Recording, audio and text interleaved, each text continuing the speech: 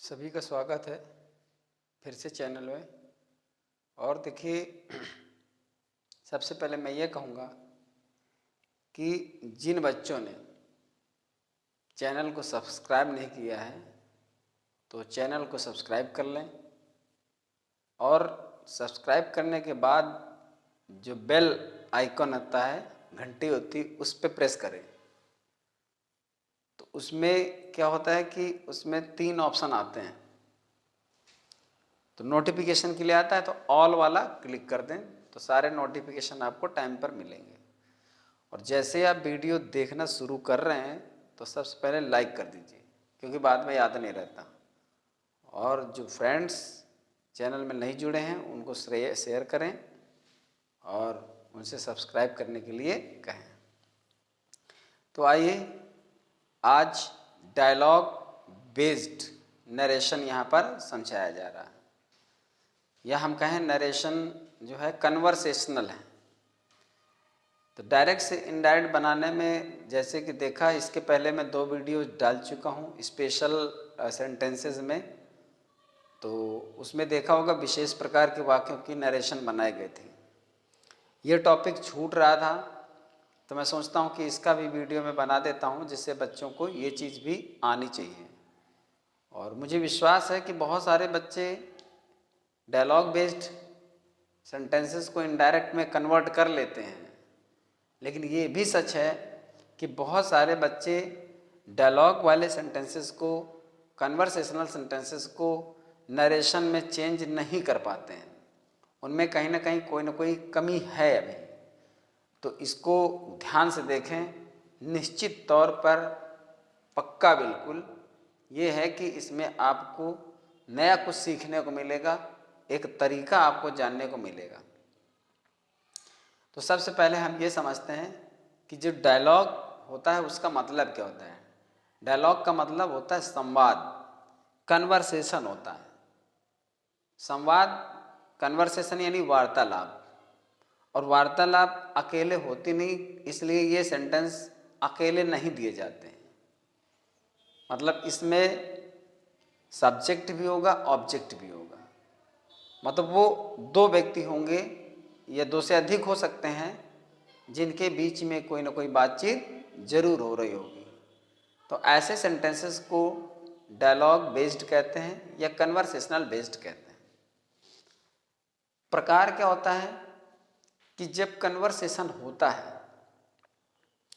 तो इस मोड में दिया रहता है। Ram said, will you go to school today? Hari said, no. Ram ने कहा, क्या तुम आज स्कूल चलोगे? हरी ने कहा, नहीं। राम सेड, राम ने कहा, वाई, क्यों? हरी सेड, हरी ने कहा, because my mother is ill, क्योंकि मेरी माँ बीमार है, and I have to look after her, और मुझे उनकी देखभाल करनी है। तो जैसा दिया है, ठीक, हम ऐसे सीधे नहीं जोड़ सकते हैं। पहली बात तो जोड़ने की हम बाद में बात करते हैं। पहले हम ये देखते हैं कि ये किस किस प्रकार में आ जाते हैं। तो कभी ये जो लिखा है यहाँ पे, तो वो आप देख रहे हो जो, तो एक तो ये प्रकार है कि आपको ऐसा मिलेगा, पूरी तरह कॉमा और इन्वर्टेड कॉमा का यूज करते हुए मिलेगा। पर कभी कभी होता है कि कॉमास एंड इन्वर्टेड कॉमास का यूज नहीं होता है। जैसे लिखा होगा राम और ये चिन्ह लगा होगा, और यही बात लिखी होगी, कोई कॉमा या इन्वर्टेड कॉमा नहीं लगा होगा। Will you go to school today, ऐसा लिखा होगा, क्वेश्चन मार्क लगा होगा। फिर यहाँ पर लिखा होगा हरी, और ये फिर चिन्ह लगा होगा, और फिर यहाँ पर लिखा होगा नो और फुल स्टॉप। फिर राम लिखा होगा, फिर यहाँ पे ऐसे लिखा होगा, फिर लिखा होगा वाई, ठीक, ऐसे लिखा होगा। तो इस तरह का होगा। तो उसका मतलब वही है। राम ने कहा, क्वेश्चन किया, हरि ने उसका जवाब दिया, राम ने फिर क्वेश्चन किया, तो ये वही चीज़ है। तो अगर इन्वर्टेड कॉमन नहीं भी लगा है तब आप इसी तरह का बेस समझिए कि ये नरेशन ही है। और इसको भी कन्वर्ट करने के लिए कह दिया जाएगा तो हम इसको भी उसी तरह से कन्वर्ट करेंगे इनडायरेक्ट नरेशन में, जैसे हम इसको करेंगे। ठीक है ना। फिर कभी कभी ऐसा होता है कि राम सेड लिखा भी होगा तब भी ये चिन्ह लगा होगा, ऐसा भी हो सकता है। तो इसको आपको समझना है। दूसरी एक बात और इसमें आपको देखने को मिल रही है, जैसे सेट लिखा है तो आपने सेट से ये गेस किया कि ये पास्ट टेंस में है, तो ये आपको बदलने में आसानी हो गई कि ये सेट लिखा हुआ यहाँ पर, तो हम इसको भी पास्ट टेंस के मोड में ले जाएंगे। लेकिन यहाँ पर आप देख रहे हो कि सेट नहीं लिखा है, ठीक है ना। तो ये आप सोचोगे कि राम शेष भी हो सकता है, सेट भी हो सकता है, लेकिन ना भी लिखा हो अगर सेट, तब भी उसमें उस सेंटेंस को पास्ट टेंस में ही समझा जाता है और पास्ट टेंस में ही बनाया जाता है। फिर से दोबारा सुन लीजिए, अगर सेट लिखा है तब तो हमें कंफर्म है कि हमें ये सब पास्ट टेंस में कन्वर्ट करना है। लेकिन अगर नहीं भी लिखा है, ठीक है ना, अगर देखिए यहाँ सेट नहीं लिखा है तब भी हमें इसको पास्ट टेंस में ही बनाना चाहिए, पास्ट टेंस में ही बदलना चाहिए, इसको फ्यूचर या प्रेजेंट मानकर नहीं चलना चाहिए, ये हमेशा ध्यान रखिए।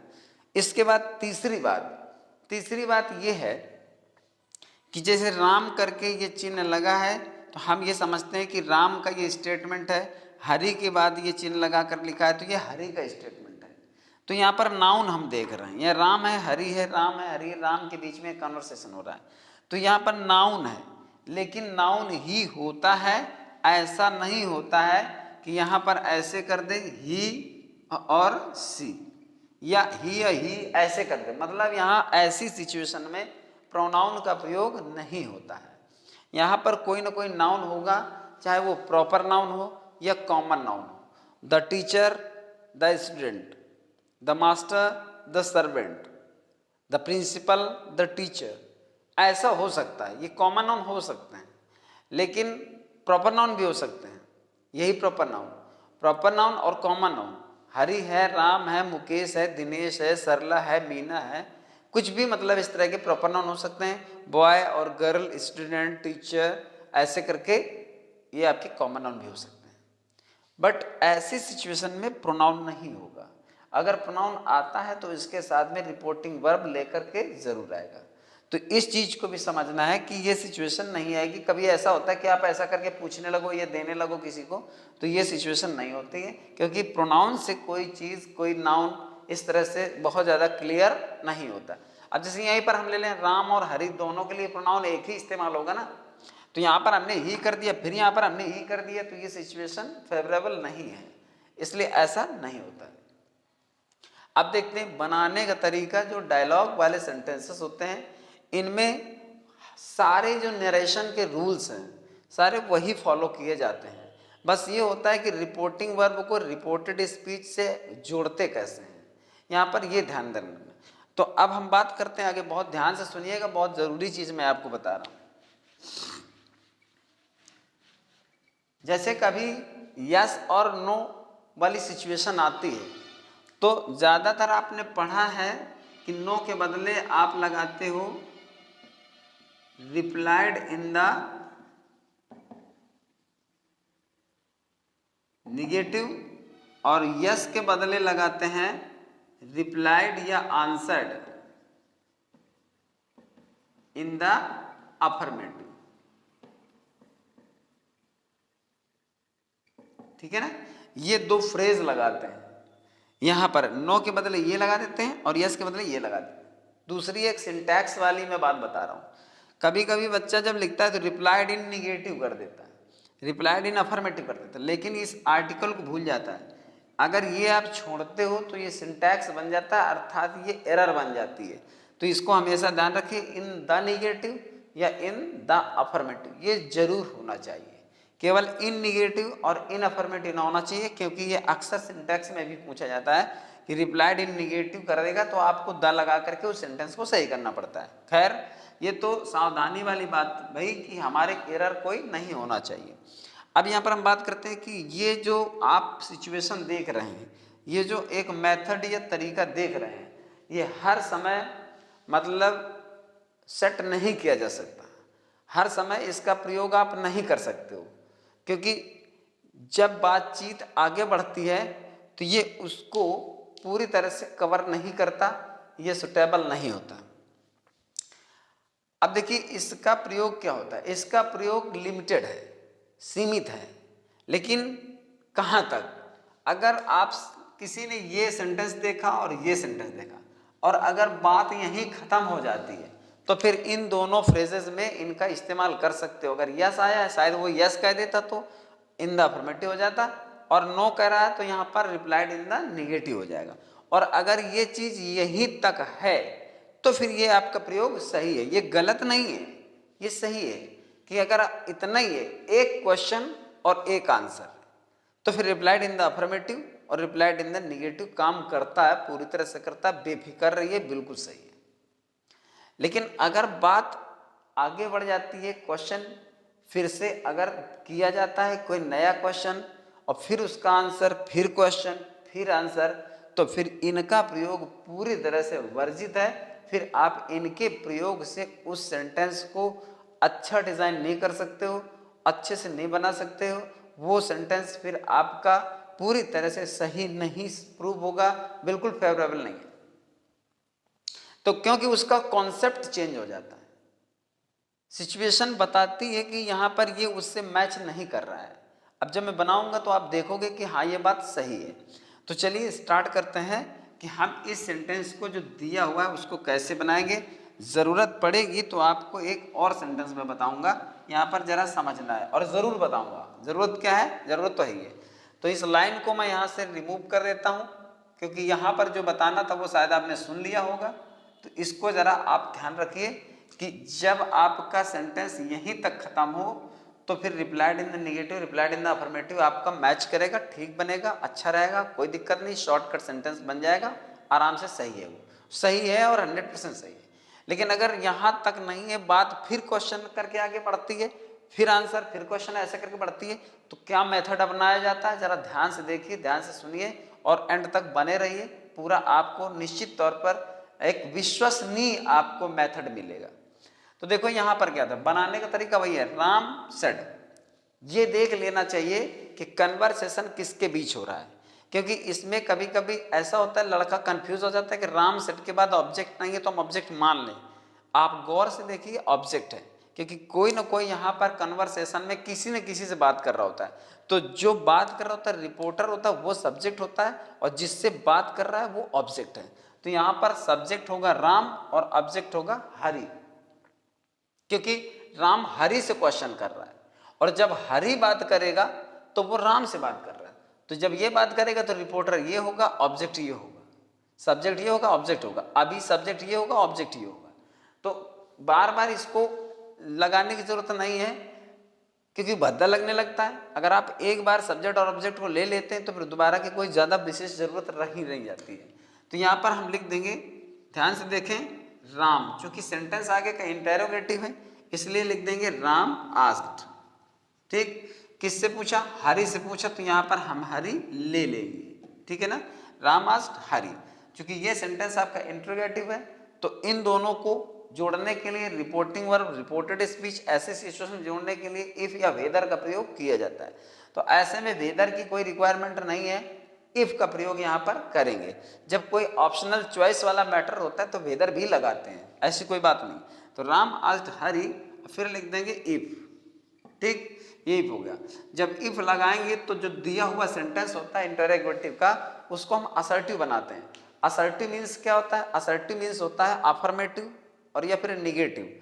अफर्मेटिव और निगेटिव का मतलब ये है कि दोनों सेंटेंस सब्जेक्ट से स्टार्ट होने चाहिए, क्योंकि वो इंटरोगेटिव नहीं होता है, सब्जेक्ट से स्टार्ट होना चाहिए। तो यू जो आपका है यहाँ पर सब्जेक्ट है, तो हम यहाँ पर यू को लाएंगे, लेकिन प्रोनाउन बदलने के नियम सभी को पता होंगे। ये सेकेंड पर्सन का प्रोनाउन है, ये ऑब्जेक्ट के आधार पर बदला जाएगा, और ऑब्जेक्ट है हरि, तो यहाँ पर आ जाएगा ही। अब बात ये आती है कि इस ही से ये प्रूव कैसे करें कि वो हरि के लिए है कि राम के लिए, क्योंकि दोनों एक ही पर्सन में है, दोनों एक ही जेंडर हैं। तो हम ये कैसे करें, और एक ही नंबर भी है, सिंगुलर नंबर है, मस्कुलाइन जेंडर है और थर्ड पर्सन है। तो अब इसमें क्या होता है कि इसमें एक काम करना चाहिए कि हमको ब्रैकेट में हरि लिख देना चाहिए। सबसे सुविधाजनक बात, बिल्कुल कंफर्टेबल है, और पूरी तरह से सामने वाले को ये बात पूरी तरह शो भी कर रही है कि वो आसानी से इस चीज़ को देखकर खुश भी हो जाएगा कि बच्चे ने बहुत बढ़िया तरीका अपनाया। तो राम आस्क्ड हरी इफ ही, अब हरी यहाँ पे आ गया, तो ये तो इसी के लिए हो गया, बात खत्म। अब हम क्या करेंगे, अब सेंटेंस को हम आगे बढ़ाएंगे। तो चूंकि ये फ्यूचर टेंस है, फ्यूचर टेंस का फ्यूचर पास्ट बनाएंगे तो विल का वुड हो जाता है, क्योंकि हमें आगे यहाँ पर ये चीज़ आगे चली जाएगी। तो यहाँ पर हो जाएगा वुड, अब यहाँ पर वुड के साथ गो ही रहेगा तो गो हो जाएगा, और टू स्कूल, यहाँ पर टू स्कूल हो जाएगा। और सभी जानते हैं टुडे का क्या हो जाता है, दैट डे हो जाता है। तो टुडे का दैट डे हो गया, फुल स्टॉप लगा दिया। तो यहाँ पर Ram asked Hari if he would go to school that day, पहला सेंटेंस कवर हो गया, बिल्कुल सही। इसके बाद हरी सेड, चूंकि मैं पहले ही बता चुका हूं कि अगर सेंटेंस यहीं तक होता तो हम लिख देखते कि Hari replied in the negative, और आपका सेंटेंस सही हो जाता, बात खत्म हो जाती, वहीं से पूरा सेंटेंस भी बन जाता। लेकिन कन्वर्सेशन आगे प्रोसीड हुआ है, इसलिए हम इन द निगेटिव और इन द अफर्मेटिव का इस्तेमाल नहीं करेंगे। क्यों नहीं करेंगे, जब पूरा बन जाएगा तो आपको खुद ही मैं बता दूंगा, खुद दिखने लगेगा कि क्यों नहीं करेंगे। अब यहां पर क्या लिखा हुआ, हरी सेड, तो हम लिख देंगे हरी रिप्लाइड, रिप्लाइड भी कर सकते हो, आंसर्ड भी कर सकते हो। तो जब इन द निगेटिव इस्तेमाल नहीं करेंगे तो अब बात आती है कि करेंगे क्या, करते क्या है। तो करते ये है कि जो क्वेश्चन पूछा जाता है, जो क्वेश्चन पूछा जाता है, ठीक है ना, उसी के अकॉर्डिंग हमको हेल्पिंग वर्ब लेनी होती है, और वो हेल्पिंग वर्ब वो पास्ट में चली जाती है। बट ये है कि हेल्पिंग वर्ब के आगे हम बिल्कुल सेंटेंस को छोड़ देते हैं, उसको आगे नहीं ले जाते हैं। बात समझ रहे हो ना, हेल्पिंग वर्ब लेंगे, उसके आगे हम कोई सेंटेंस नहीं ले जाएंगे। अब मैं ये बताता हूँ कैसे। जब उसने कहा कि क्या तुम आज स्कूल चलोगे, तो यहाँ नो है, नो का मतलब होता है नहीं, और नहीं में एक सेंटेंस छिपा हुआ है। नहीं का मतलब यहाँ पर हुआ, नहीं का मतलब I will not go to school today.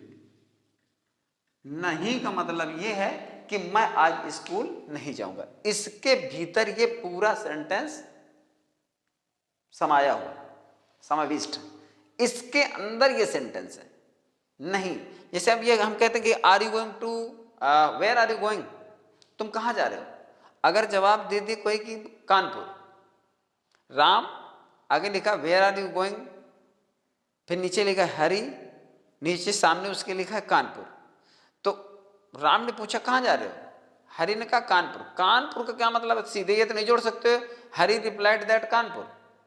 Kanpur में एक सेंटेंस छिपा है कि I am going to Kanpur.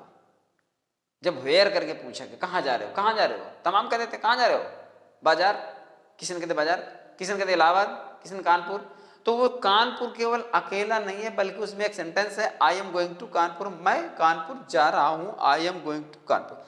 इस तरह जब उसने नो कहा तो नो में एक सेंटेंस है I will not go to school today. अब इस सेंटेंस पर जरा फोकस करना। इसमें क्या होता है, ये सब्जेक्ट लेंगे, ये ले लेंगे, चूंकि नॉट को हमें एक्सप्रेस करना है इसलिए नॉट भी ले लेंगे। और अगर यहां पर यस होता, यस होता तो यस के बदले यहां पे क्या होता है, यस के बदले होता आई विल। क्योंकि इस चीज को समझने में थोड़ा सा समय आप देंगे तभी पूरी बात समझ पाएंगे। I will go to school today.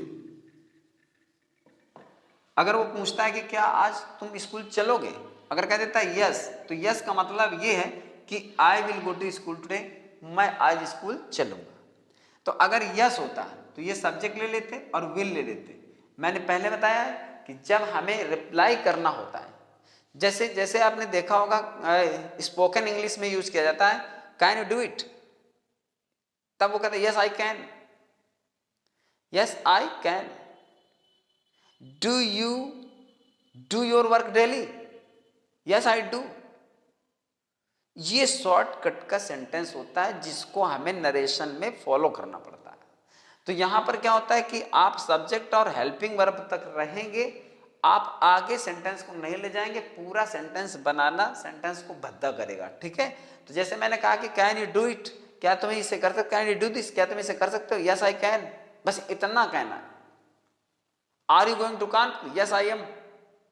फिर yes I am going to Kanpur पूरा कहने की जरूरत नहीं है, यस आई एम, हाँ जा रहा हूं, तो यस आई एम लेते हैं, केवल हेल्पिंग वर्ब तक लेते हैं।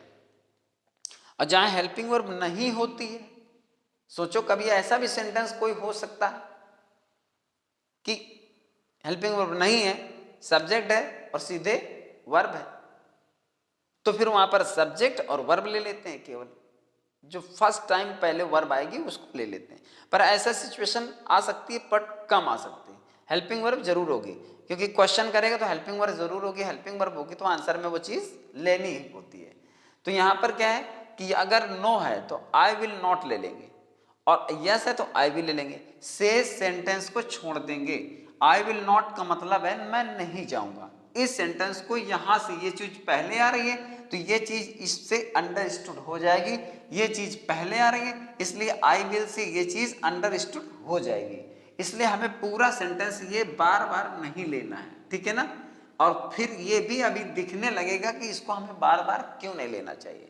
तो जब आपका ये नो का जवाब मिल गया, हरी ने कहा यस नो, ये अब खत्म हो गया, ये खत्म हो गया। नो का मतलब हो गया आई will not, I will not का मतलब मैं नहीं जाऊंगा। तो अब ये सेंटेंस जो आपने यहां निकाला, ये आपको अपने आप निकालना है, अपने आप समझना है। लेकिन ये कोई इतना कठिन काम नहीं है, बहुत इजीली हमें समझ में आ जाता है कि ये चीज हमें, have you completed your homework, yes I have, क्या तुमने ये होमवर्क अपना पूरा कर लिया है, यस आई हैव, तो यस आई हैव मतलब हाँ मैंने कर लिया, तो ये चीज होती है। तो वहां पर वही हेल्पिंग वर्ब को ले लेते हैं। तो अब ये हमें नो खत्म हो गया, नो के बदले चूंकि नो करेंगे फिर नॉट करेंगे, नो को हम इनडायरेक्ट नरेशन में नहीं कर सकते हैं, स्पोकन इंग्लिश में उसका यूज किया जाता है कि जैसे have you completed your homework, तो आप बोलना चाह रहा हूं तो कहो यस आई हैव। पर यहां क्या है, यस एक एग्रीमेंट है, एक अफर्मेशन है, और नो क्या है, नो एक निगेशन है। तो नो एक निगेशन, निगेशन का सेंस हमारा आई विल नॉट, ये जो फ्रेज ये क्लॉज है इसमें आपका निगेशन का सेंस आ रहा है, इसलिए नो रिमूव कर दिया। यही में नो आ गया पूरा, मतलब नहीं जाऊंगा, आई विल नॉट मतलब नहीं जाऊंगा, नो मतलब नहीं जाऊंगा, नो हटा उसकी जगह आई विल नॉट अर्थात मैं नहीं जाऊंगा। अब इसको हमें यहां पर इनडायरेक्ट में बदल देना है। तो यहां पर चूंकि सेंटेंस में अब इंट्रोगेटिव तो है नहीं, असर्टिव है, तो कंजंक्शन दैट लगेगा। आई कौन है, हरी है, इसलिए यहां पर लिख देंगे ही। विल नॉट को क्या कर देंगे, सीधे कर देंगे वुड नॉट। अब इससे फायदा क्या हुआ, और फायदा क्या हुआ मतलब हम कैसे समझ रहे हैं कि सही है। तो यहां पर पूछा if he would go to school that day, replied that he would not, ये मैच करना चाहिए। तो would go to, would not, ये चीज होनी चाहिए, would not go to school. तो ये जो शेष भाग बचता है इसको रिपीट इसलिए नहीं करना है कि इसके बाद उसका कहने का मतलब यही है कि क्या वो स्कूल जाएगा। ही वुड नॉट मतलब वो नहीं जाएगा, कहाँ नहीं जाएगा, स्कूल नहीं जाएगा, कब नहीं जाएगा, आज नहीं जाएगा। तो इसको रिपीट करने की आवश्यकता नहीं है, यही आपका एक उचित तरीका है, पूरा लिखने की जरूरत नहीं है। अब देखना आगे क्या करेंगे, राम सेड लिखा हुआ है तो यहां पर लिख सकते हैं राम फर्दर आस्क्ड। अब राम फर्दर आस्क्ड, बात आती फर्दर की, तो फर्दर का मैं मतलब बता देता हूं। फर्दर का मतलब होता है जब बातचीत का क्रम आगे बढ़ता है, एक फर्दर होता है एक फार्दर होता है। और यह भी बता दूं कि अभी एक दो दिन बाद, दो तीन दिन बाद मैं एक एक्सरसाइज, एक क्लास लेने वाला हूं, वीडियो बनाने वाला हूं, जिसमें से मैं इस तरह के एडजेक्टिव्स इंक्लूड करूंगा। जैसे फार्दर है, फर्दर है, नेक्स्ट है, नियरेस्ट है, और ओल्डर है, एल्डर है, ठीक। ऐसे बहुत सारे जो एडजेक्टिव्स हैं तो उनको मुझे लेना है, उन्हें मुझे बनाना है, क्योंकि बहुत सारे बच्चे जैसे नेक्स्ट है, नियरेस्ट है, इसमें डिफरेंस नहीं जानते।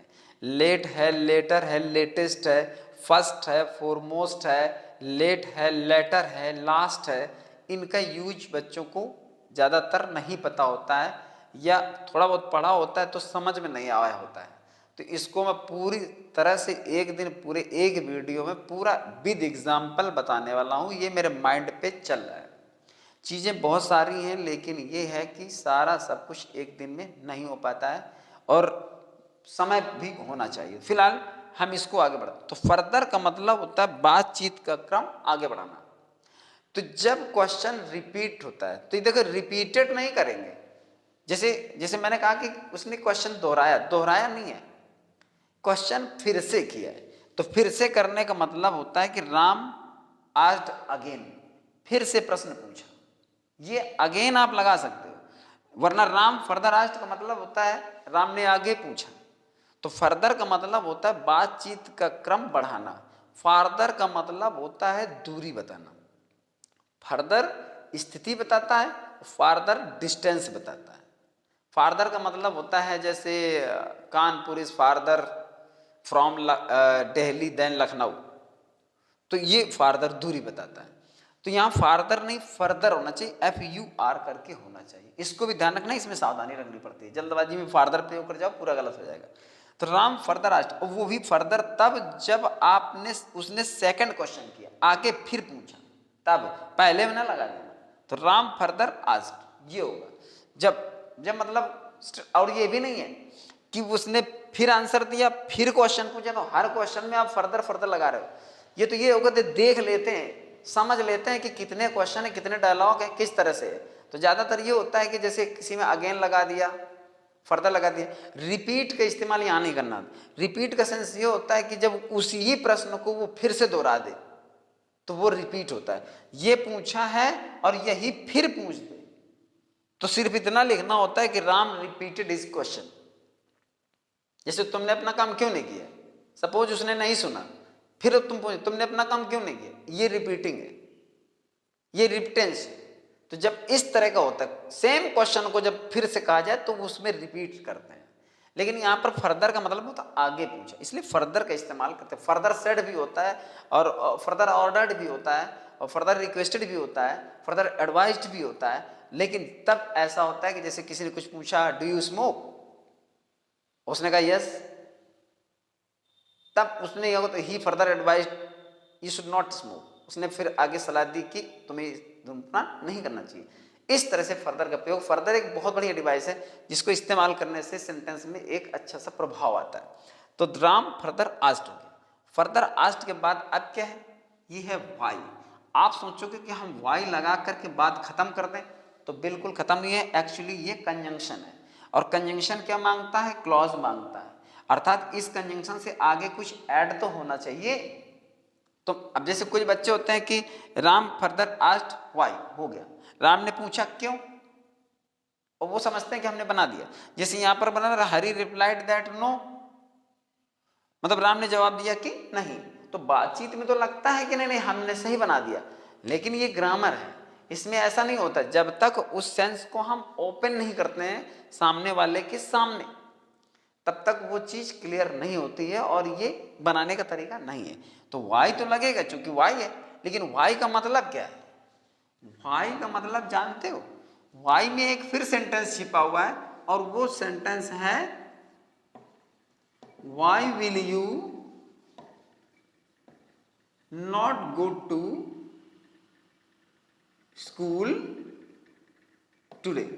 इसमें ये पूरा सेंटेंस छिपा हुआ है, इसमें ये छिपा है। क्यों, क्यों का मतलब आज तुम स्कूल क्यों नहीं जाओगे। लेकिन हम जब उसका जवाब देंगे या जब उसने पूछा तो वो पूरा नहीं पूछेगा। जब उसने नो कहा तो पूरा सेंटेंस नहीं बोलेगा, सिर्फ नो कहा, उससे पता चल गया कि नहीं जाएगा। जब क्यों कहा तो उससे पता चल गया कि क्या पूछ रहा है, कि क्यों नहीं जाएगा, कहाँ, स्कूल।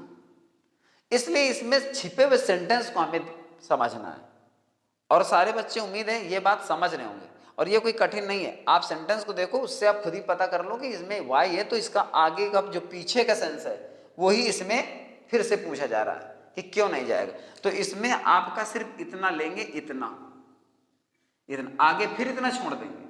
तो जब हम इसको लेंगे तो इसको बनाएंगे असर्टिव, तो वाई पहले आ जाएगा, वाई आ गया। यू कौन है, यू यहाँ पर हरी है, तो वाई के लिए यहाँ पर ही लग जाएगा। आप चाहें तो हरी फिर लिख सकते हैं। और यहाँ पर बचा विल और नॉट, तो यहाँ पर आ जाएगा वुड और नॉट। मैं पहले कह चुका हूँ कि सिर्फ हेल्पिंग वर्ब तक ही लेंगे और उसके साथ नेगेटिव है तो नॉट ले लेंगे, नहीं है तो अगर यस होता तो यहाँ पर भी वुड होता, यहाँ पर भी वुड होता। अब यहाँ पर Ram further asked why he would not. Ram ने फिर पूछा कि क्यों नहीं जाएगा, क्यों नहीं जाओगे। अब देखना यहाँ पर जवाब क्या है, हरी सेड, तो यहाँ पर लिखेंगे देन हरी आंसर्ड या रिप्लाइड, कुछ भी लगा सकते हो, इससे कोई फर्क नहीं पड़ेगा।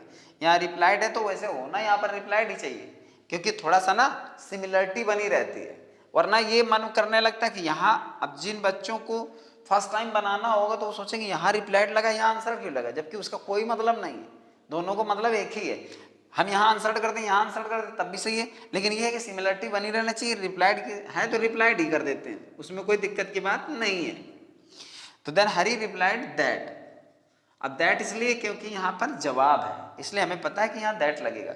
देन लगा दिया, देन लगाने का कोई खास वजह नहीं है, बस मैंने वही कहा कि सेंटेंस का फॉर्मेशन अच्छा बनना चाहिए, इंप्रेसिव होना चाहिए। बातचीत में क्या होता है, कुछ ऐसे डिवाइसेस होते हैं जो आदमी उसका इस्तेमाल करता है तो उसकी बातचीत प्रभावशाली बनती है। राम ने फिर पूछा क्यों नहीं जाओगे, तब हरी ने जवाब दिया। अब यहाँ पर अगर लास्ट आंसर है तो फाइनली हरी रिप्लाइड, ये भी कर सकते हैं, देन हरी रिप्लाइड, तब उसने मतलब अब जैसे कहते हैं हरी कंक्लूसिवली रिप्लाइड, तो कंक्लूसिव का मतलब वही होता फाइनली। तो यहाँ पर इतना ज्यादा गहराई पे जाने की नहीं है जरूरत, देन हरी रिप्लाइड ये कर सकते हो, या फाइनली हरी रिप्लाइड दैट, अर्थात अंत में हरी ने उत्तर दिया या जवाब दिया, तो ये हो गया, दैट हो गया। अब यहाँ पर आगे आ रहा है बिकॉज। बिकॉज खुद एक कंजंक्शन है, अगर हम यहाँ दैट लगाएं फिर लिख दें because his mother was ill and he had to look after her. अगर ये हम कर दें तो बिकॉज एक अधूरा वाक्य है, अर्थात एक क्लॉज है जो कि एक सबऑर्डिनेट क्लॉज है और बिना प्रिंसिपल क्लॉज के इसका सेंस पूरा नहीं होगा। तो यहां पर यह है हरी ने फिर जवाब दिया कि वो नहीं जाएगा क्योंकि, तो ये हमको जो फ्रेज हमारा चला आ रहा है, जो हमारी एक शॉर्ट क्लॉज चली आ रही है बराबर वुड गो, वुड नॉट गो, या वुड नॉट या वुड नॉट, ये जो चला आ रहा है, आप इस पोर्शन को देखिए गौर से कि ये किस तरह से मैच करता हुआ चला रहा है, कैसे वो फॉलो कर रहा है उसको, और यही उसका एक फोनेटिक सिस्टम या एक उसका कॉम्बिनेशन बनाता है क्वेश्चन और आंसर का। बहुत ध्यान देने की जरूरत है। तो यहां पर लिखेंगे ही वुड नॉट, वह नहीं जाएगा। यहां पर देखिए बिकॉज माई मदर इज, क्योंकि वहां पूछे क्यों नहीं जाओगे, तो उसका जवाब यहां पर ये होना चाहिए, अगर इस सेंटेंस को हम पूरा करें कि मैं नहीं जाऊंगा क्योंकि, तो इसके पहले एक सेंटेंस है जो इनविजिबल है, वो दिख नहीं रहा, लेकिन आप जब तक उसको फील नहीं करोगे तब तक आप इस सेंटेंस को कंप्लीट बना नहीं सकते। ये आपको खुद ही फील करना पड़ेगा कि बिकॉज के पहले, बिकॉज अचानक सबसे पहले तो नहीं आ जाता ना भाई। Have you why have you not completed your homework, तुमने अपना होमवर्क क्यों नहीं किया। अब आपने कह दिया बिकॉज आई वाज इल, तो ये समझने के लिए काफी है क्योंकि मैं बीमार था, लेकिन क्योंकि मैं बीमार था कि पहले एक वाक्य है कि मैंने अपना होमवर्क इसलिए पूरा नहीं किया क्योंकि मैं बीमार था, तो I have not completed my homework because I was ill, ये चीज होनी चाहिए। तो वो जो पहले सेंटेंस है, एक पहले की क्लॉज है जिसको हम प्रिंसिपल क्लॉज कहते हैं, जो छिपी हुई है उसको इसमें जोड़ना पड़ेगा, और वो ये है वह नहीं जाएगा क्योंकि। अब यहां पर आप बिकॉज लगाओगे तो बिल्कुल सही रहेगा। अब यहां से सेंटेंस स्टार्ट होगा, तो यहां पर तो then Hari replied that he would not because. अब ये चीज आपकी बन गई, ये बन गई आपकी प्रिंसिपल क्लॉज, ये आपका सबऑर्डिनेटिंग कंजंक्शन है जो रीजन बताता, और इसके बाद जो क्लॉज आएगी वो सबऑर्डिनेट क्लॉज होगी। तो वह नहीं जाएगा, कहाँ नहीं जाएगा, इसमें सब कुछ छिपा है। वह आज स्कूल नहीं जाएगा, पूरी क्लॉज है इसमें, लेकिन हम बार बार go to school that day, he would not go to school that day, और why he would not go to school that day, और he would not go to school that day, ये चीज हम बार बार यूज नहीं कर सकते हैं, और ये सेंटेंस के बनाने का कोई ऑथेंटिक या फिर एक रीजनेबल तरीका नहीं है, इसलिए इसको हर बार ड्रॉप करते हैं सिवाय पहले सेंटेंस के। सिर्फ पहले सेंटेंस में आप ऐसा ना करना पहले ही ड्रॉप कर दो पता चला कि आपने सेंटेंस से पूरा गायब कर दिया। फर्स्ट टाइम उसको यूज करना है, लेकिन भाई रिपीट तो सेकंड टाइम होगा, थर्ड टाइम होगा, तो इसलिए बार बार उसको रिपीट नहीं करना है, क्योंकि यहाँ अंडरस्टूड है, यहाँ अंडरस्टूड है और यहाँ अंडरस्टूड है, और वही चीज है जो ये मैच करती हुई आ रही है। इसलिए मैंने कहा था कि अगर सेंटेंस सेकंड मतलब फर्स्ट आंसर के बाद फिर क्वेश्चन आता है, फिर आंसर आता है, तो रिप्लाइड इन द निगेटिव और रिप्लाइड इन द अफर्मेटिव का इस्तेमाल आप नहीं कर सकते हो। आप थोड़ा प्रैक्टिकली देखो कि यहाँ पर वो ये पूछता कि he if he would go to school that day, और यहाँ तुम करते थे कि Hari replied in the negative, ये कर देते, तो फिर यहाँ पर Ram further asked why he would not, जब ये लाते तो फिर अजीब हो जाता, जो इससे मैच नहीं करता, इसके क्वेश्चन से मैच नहीं करता, आंसर क्वेश्चन मैच नहीं करते। और यहां पर देखिए मैच कर रहा है, if he would go that he would not go, go नहीं है लेकिन यहां पर है, तो that he would not, why he would not, he would not because, ये सेंस है और ये है बातचीत का सही क्रम। अब हम लिख देंगे बिकॉज माई मदर को कर देंगे हर मदर, मैं इसके पहले बता चुका हूं कि सॉरी यहाँ माई मदर की जगह यहाँ हिज मदर है, ठीक है। हिज यहाँ पर किसके लिए है, यहाँ पर हरी की माँ की बात हो रही है, तो आप चाहें तो यहाँ हरी लिख सकते हैं, हरीज लिख सकते हैं, ऐसे करके पॉजिटिव नाउन ऐसे बना सकते हैं, ये पॉजिटिव केस में बिकॉज हरीज मदर, लेकिन ये लिखना है, इसको ब्रैकेट में रखना अगर जरूरत समझते हैं तो। बाकी देखो हम एक बार यहाँ लगा चुके, एक बार यहाँ लगा चुके, तो अब सामने वाला इतना तो सेंसिबल होता ही है कि यह चीज समझ जाएगा, ठीक है ना। तो ये हमें बहुत ज्यादा यूज करने की जरूरत भी नहीं है, बिकॉज हिज मदर और फिर हो जाएगा वॉज इल और फिर आगे है एंड, एंड के बाद फिर वहां पे आई आया, आई कौन है, हरी है, तो कर देंगे ही, और फिर वहां पर क्या है हैव टू, तो हो जाएगा हैड टू, और टू के बाद हो जाएगा लुक आफ्टर, लुक आफ्टर के बाद जो आपका हर है माँ के लिए थर्ड पर्सन नो चेंज, हर का हर बना रहेगा, और ये आपका सेंटेंस बनकर के तैयार है। कोई भी डाउट अगर इस पूरे प्रोसेस में आपको हो रही है तुरंत कमेंट करके पूछिए, मैं उसको दूर करूंगा। कोई भी चीज समझ में नहीं आई तो ठीक, और समझ में आ गई है तो भी कमेंट कर दीजिए ताकि मुझको विश्वास हो जाए कि आपको समझ में आ गया, ठीक है ना। तो ये देखिए इसका एक डायलॉग बेस्ड जो नरेशन होते हैं उसके बनाने का एक सही तरीका। अब इसके प्रकार बहुत होते हैं, चाहे वो ऑर्डर वाले सेंटेंस लिए जाए, लेट्स वाले लिए जाए, इम्परेटिव लिए जाए, कोई भी मतलब सेंटेंस लिए जाए और उसमें बातचीत अगर हो रही है, कोई भी किसी तरह का सेंटेंस आता है तो इस बात को ध्यान रखना। तो मेन चीज इसमें क्या थी, मेन चीज ये थी जो हमें इसमें शामिल करना है और इसको पूरी तरह से एक रीजनेबल सेंटेंस बनाना है। तो मेरे कहने का मतलब था कि अगर यहीं तक खत्म होता तो इन द अफर्मेटिव और इन द निगेटिव वो जो फ्रेज होता है वो मैच करता है पूरा और सही भी होता है, लेकिन बात आगे बढ़ेगी तो वो चीज आप इस्तेमाल नहीं कर सकते हो, ना ही करना चाहिए। फिर आपको इस मोड में आपको बातचीत या कन्वर्सेशन आगे ले जाना पड़ेगा। तो ये बात हो गई खत्म। अब थोड़ा सा आप अगर समय और दें तो आपको एक और बढ़िया मैं एग्जांपल बता देता हूं जिससे थोड़ा सा आपको और कॉन्फिडेंस मिलेगा, ठीक है। यही सब्जेक्ट ले लेते हैं वरना दूसरा भी हो सकता है, कोई दिक्कत नहीं, सब्जेक्ट से हमें मतलब नहीं है, मतलब हमें सेंटेंस के प्रकार से, ठीक है ना। चलिए अब की बार ये सेड गायब कर देते हैं, ठीक है, तो इसमें आपको थोड़ा सा और समझने में मदद मिलेगी, ठीक। यहां पर ये हो गया, अब यहां पर आ गया let's go to the movie, ठीक है ना, यहां पर ये कर दिया। यहां पर ये करना ही नहीं है क्योंकि यहां पर रिपोर्टिंग वर्ब नहीं है, इसलिए यहां पर इन्वर्टेड कॉमा का इस्तेमाल नहीं है, ठीक है ना। अब यहां पर ये हो गया कि नो, अब यहां पे नो कर दिया, फुल स्टॉप लगा दिया, फिर यहां पर कर दिया वाई, वाई कर दिया, ठीक है, क्वेश्चन मार्क लगा दिया, फिर यहां पर कर दिया हरी, और फिर यहां पर कर दिया, फिर कर दिया because I have a lot of work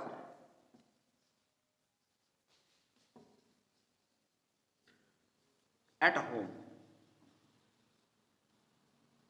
ये आपका हो गया।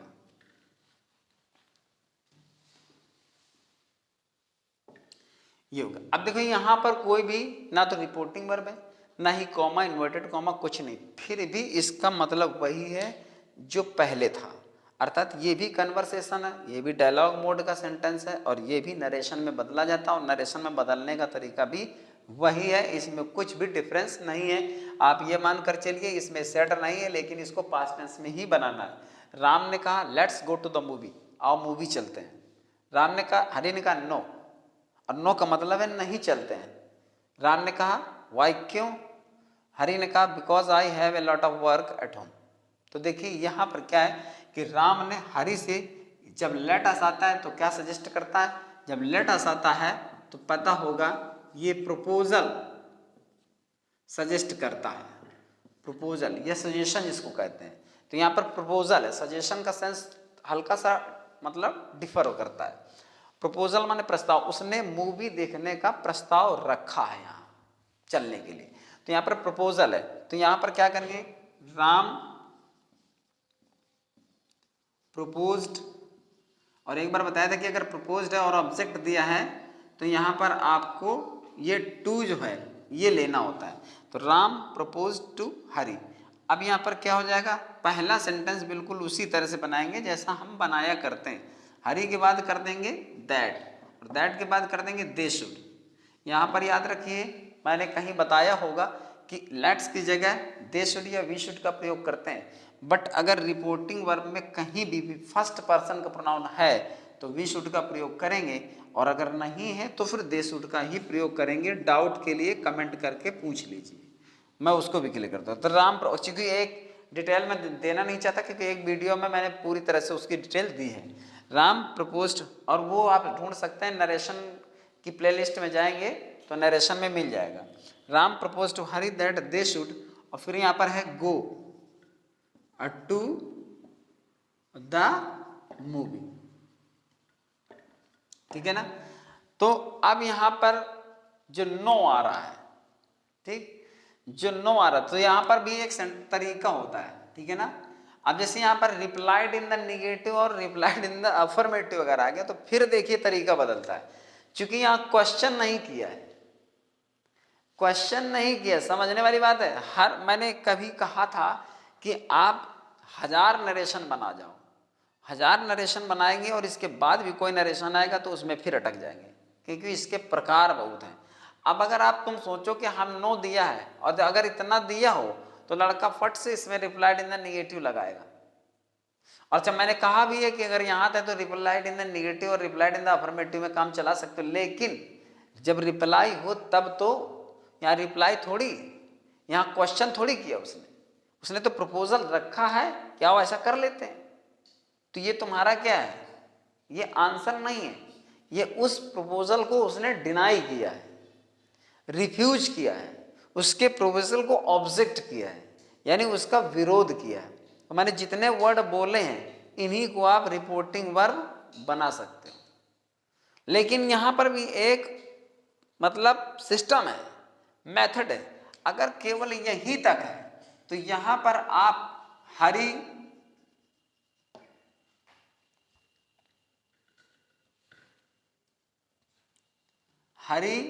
रिफ्यूज्ड टू गो इतना बना सकते हो, या हरि डिनाइड हिज प्रपोजल, या फिर हरि रिजेक्टेड हिज प्रपोजल, या फिर कर सकते हो हरि ऑब्जेक्टेड हिज प्रपोजल या ऑब्जेक्टेड इट, या फिर चौथा तरीका हरि वॉज अगेंस्ट और इट। अगर वो देखो भाई बहुत ध्यान से सुनिए, बाद में ये ना कहिए कि हमें समझ में नहीं आया, ये सर ने कहाँ को कहाँ बता दिया। धैर्य के साथ समझने की जरूरत है। अगर ये चीज यहीं तक है, बात समझ रहे हो, अगर ये चीज यहीं तक है तो फिर यहां आपको करना क्या है कि केवल इनमें से कोई भी आप तरीका इस्तेमाल कर लेते हो। ये कोई भी हरी रिफ्यूज टू गो, हरी ने जाने से मना कर दिया, हरी ऑब्जेक्टेड इट, हरी ने इसका विरोध किया यानी उसके प्रपोजल का विरोध किया, हरी डिनाइड हिज प्रपोजल या डिनाइड इट भी कर सकते हो, हरी ने इसको इनकार कर दिया, हरी रिजेक्टेड हिज प्रपोजल, हरी ने उसके प्रस्ताव को ठुकरा दिया, और हरी वॉज अगेंस्ट इट, हरी इसके खिलाफ था, अर्थात उसके प्रपोजल के खिलाफ था। इन तरीकों में कोई भी तरीका इस्तेमाल कर सकते हो, ठीक है ना। लेकिन अगर बात आगे बढ़ती, देखो यहां तक था तो ये तरीके थे, और जब भी कभी ऐसा हो प्रपोजल हो तो प्रपोजल के लिए ये सारे आपकी क्लॉजेस जो दी हैं इनका आप इस्तेमाल कर सकते हैं, पूरी तरह से यहाँ तक सही है। नो का मतलब रिप्लाई नहीं है, यहाँ पर नो में रिप्लाइड इन द निगेटिव का इस्तेमाल ना करें, पूरी तरह सुने, अच्छी तरह लास्ट तक सुने। हो सकता है कि किसी बच्चे को फर्स्ट पोर्शन आता हो ये सेकंड ना आता हो, पहले वाला सेंटेंस आता हो ये सेकंड ना आता हो, और किसी को हो सकता है सेकंड आता हो फर्स्ट ना आता हो। तो इसमें पूरा कमांड करने के लिए, कमांड पाने के लिए पूरा वीडियो देखना ही पड़ेगा। तो यहाँ पर ये सारी चीज़ें इसमें आएंगी। बट अगर ये चीज़ आगे बढ़ जाएगी, अगर ये चीज़ आगे बढ़ जाती है तो फिर यहाँ पर आपको लिखना है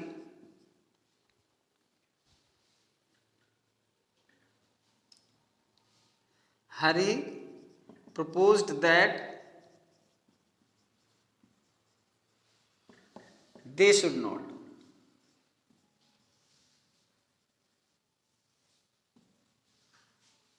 फिर यहां पर ये, अब यहां पर वाई पूछा है ना, अब यहां से प्रश्न बना, ठीक है ना। अब यहां से जब प्रश्न बना, ठीक, अच्छा यहां पर क्या है ना, यहां पर चूंकि नो में आपका ये चीज है तो यहां पर आपको उसने प्रस्ताव रखा कि उन्हें मतलब नहीं जाना चाहिए। ये भी एक प्रस्ताव है और ये भी प्रस्ताव है। नो का मतलब क्या है, नो का मतलब है लेट्स नॉट, लेट्स नॉट। पहले गौर से समझो, यहां पर मैंने प्रपोज दोबारा क्यों लगाया, क्योंकि इसका मतलब नो, नो का मतलब लेट्स नॉट। हरि ने कहा कि आओ मूवी चले, सॉरी राम ने कहा आओ मूवी चले, हरि ने कहा नो, नो का मतलब है हरि ने कहा लेट्स नॉट, अर्थात ना चले। बात समझते हो। फिर यहां से क्वेश्चन बना, अब रीजन बताओ कि क्यों ना चले। तो यहां से आपका आज शुरू होगा, जब आज शुरू होगा तो फिर फॉर्मेट बदलेगा। काफी टिपिकल है, इस चीज को जरा गौर से देखते रहिए। तो यहां पर क्या है कि ये हो गया आपका Hari proposed that they should not, ठीक है ना। और यहां पर फिर क्या है, Ram asked why they should not, क्यों नहीं चलना चाहिए। तो यहां पर फिर कहेंगे Hari replied that they should not, they should not because. अब यहां से बिकॉज जुड़ेगा, क्योंकि जो पहले मैं बता चुका हूं उसमें ज्यादा टाइम देने की जरूरत नहीं है। दे शुड नॉट बिकॉज, अब यहां पर कर देंगे बिकॉज, क्या था यहाँ पे आई है, तो यहां पर कर देंगे ही, और ही कौन है, हरी, हरी, और फिर कर देंगे had a lot of work at home.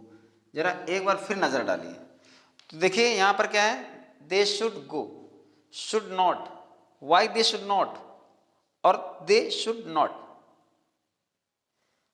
ये जो क्रम आ रहा है इस चीज से, हालांकि यहां पर थोड़ा सा डिफरेंस है, यहां डिफरेंट और यहां डिफरेंट है। डिफरेंट क्यों है, क्योंकि यहां से क्वेश्चन बन गया और यहां से आंसर बन गया। यहां प्रपोजल था जो कि एक अफर्मेटिव सेंस में था, और यहां निगेटिव सेंस में प्रपोजल था कि नो का मतलब है लेट्स नॉट, न चले। क्योंकि यहां अगर हम ये कह दें कि हरि कह रहा है कि मैं नहीं जाऊंगा, ठीक है ना, तो आपका ये भ्रम है कि आप समझ रहे हो कि नो का मतलब है मैं नहीं जाऊंगा या मैं नहीं चलूंगा, ठीक है। जब वो केवल नो कहेगा तो नहीं, नहीं का मतलब लेट्स नॉट, क्योंकि ये लेट्स शुरू है, ये क्वेश्चन नहीं है। अगर क्वेश्चन ये होता कि will you go to the movie today, क्या तुम मूवी चलोगे, तब नो का मतलब होता है नो आई विल नॉट, ये होगा। Let's go to the movie, उसने प्रपोजल को ठुकराया और मैंने कहा कि जब ये यहाँ तक होगा तो ये चीजें आएंगी, लेकिन जब आगे जाएगा तो उसका मतलब लेट्स नॉट का मतलब Hari proposed that they should not. हालांकि ये निगेटिव प्रपोजल है, लेकिन है तो प्रपोजल ही कि उन्हें नहीं चलना चाहिए, ठीक है ना। अब राम आस्क्ड अब व्हाई, उन्हें क्यों नहीं जाना चाहिए। तो देखिए Hari replied that they should not, उन्हें नहीं जाना चाहिए। अब यहाँ पर दे है और यहाँ पर ही है। यहाँ पर दे इसलिए है कि वो दोनों को मिलाकर कह रहा है कि ना चलना चाहिए, और ना चलना चाहिए काम चूंकि एक को है, इसलिए यहाँ पर उसने कहा because I have a lot, तो वो ना चले उसके साथ, ठीक है। तो चूंकि ये है नहीं कि ऐसा तो सेंस आया नहीं ना कि नहीं तुम नहीं जाओगे तो मैं चला जाऊंगा, बात दोनों को लेकर की गई है। फिर क्वेश्चन काम एक हुआ है, तो यहाँ पर दे शुड नॉट, उन्हें नहीं चलना चाहिए, because Hari had a lot of work at home, क्योंकि हरी को घर पर ढेर सारा काम था। ये चीज आ भी जाएगी तो आप क्या करोगे, आपको यही बनाना पड़ेगा, और यही लॉजिकल है, रीजनेबल है। क्योंकि अगर इसमें आपने जरा से भी इधर उधर किया तो सेंटेंस का सेंस भी बदलेगा, स्ट्रक्चर भी बदल जाएगा, आप फिर उसको प्रूव करने में मुश्किल हो जाएगी। तो क्लास काफ़ी लंबी हो गई है, तो मैं समझता हूँ कि इसको आप पढ़िए और समझिए, और जहाँ पर कोई कन्फ्यूज़न हो, डाउट हो, तो आप मुझको तत्काल कमेंट करके बताइए, मैं उसको भी सॉर्ट आउट करूँगा। क्योंकि समय काफ़ी हो चुका है, मेरी बात भी यहाँ पर ख़त्म हो चुकी है। मैंने 2 एग्जाम्पल दिए हैं कन्वर्सेशन के, क्योंकि इसमें इतनी सारी बातें होती हैं, जो पढ़ने वाला लड़का और जो पढ़ रहा है और जो सुन रहा है और जो वीडियो देख रहा है, तो उसमें वो समझ रहा है कि इसमें वाकई में बहुत सारी ट्रिक्स हैं, बहुत सारे रूल्स हैं, बहुत सारी मतलब सावधानियां हैं, बहुत ज़्यादा अलर्ट रहने की ज़रूरत है। तो समय तो लगता है, और यही खास वजह है कि मैं ज़्यादा समय में कम चीज़ पढ़ा पाता हूँ, मैं तो कम सेंटेंस पढ़ा पाता हूँ, लेकिन उस सेंटेंस के अंदर 100 बातें हो सकती हैं। इस चीज़ को थोड़ा सा समझाने के लिए मुझे टाइम लगता है। तो अगर सारी चीज़ उपयोगी है तो कमेंट करके बता दीजिए कि बिल्कुल सही है, और लाइक भी कर दीजिए, और चैनल को सब्सक्राइब कर लें जिन्होंने नहीं किया है, और वीडियो को शेयर भी कर दें। तो सभी को वीडियो देखने के लिए बहुत बहुत धन्यवाद। मिलते हैं अगली क्लास में।